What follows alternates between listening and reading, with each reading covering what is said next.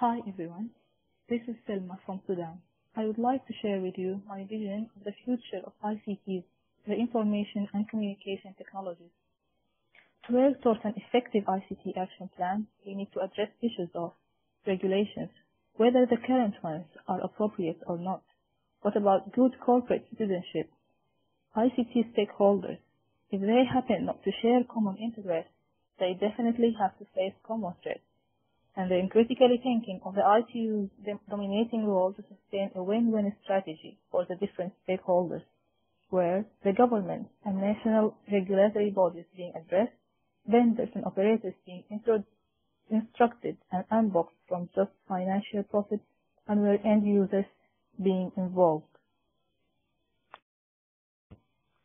Now, in order to clearly envisage the future, we first need to know where we stand, focusing on the increasing number of ICT users and the interrelated and interactive functions of the different stakeholders. We are faced by a demanding consumer who doesn't pay much attention to the type of technology used. Rather, they care about what services they can get and what will they cost, with a strong emphasis on the quality of service, security, privacy, digital copyright, and other cyber-related issues. The consumer's requirements and anticipations shape the market that is supplied by the vendors who are much concerned about mass production, the scale that secures their revenues.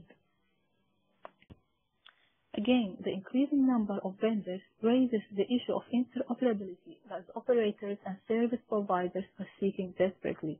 Their choice of equipment and standards is based on availability, performance, and price, to achieve optimum and cost-effective network design that provides for the maximum average revenue per user. However, with the next generation networks and convergence coming to existence, the market system becomes more and more complex, raising a validity question against legacy regulations and policies, illustrating that there is much work needs to be done to solve the riddles of technology-neutral regulations, interconnections regarding last-mile bundling and unbundling. Anyhow, while busy dealing with all these matters, a hot topic like the climate change should not be neglected, especially when ICTs are taking part in this phenomenon. Well, the good news is that the consumers have reached that level of awareness that makes them protest against being surrounded by numerous antennas and against the effects of electromagnetic emissions on human health and life. And the bad news is that the reduction of ICT's effects on environment needs sophisticated processes that will inevitably cause price augmentations of final products and services. Finally, to move towards a true globalization and realization of Millennium Development Goals under the umbrella of the United Nations, I hope for a future where we can see the ITU extend its presence from region-wise to nation-wise, where ITU plays more effective roles through valuable partnerships with other UN agencies like UNDP, UNICEF, WFP, and supervising national civil society organizations dedicated for ICT.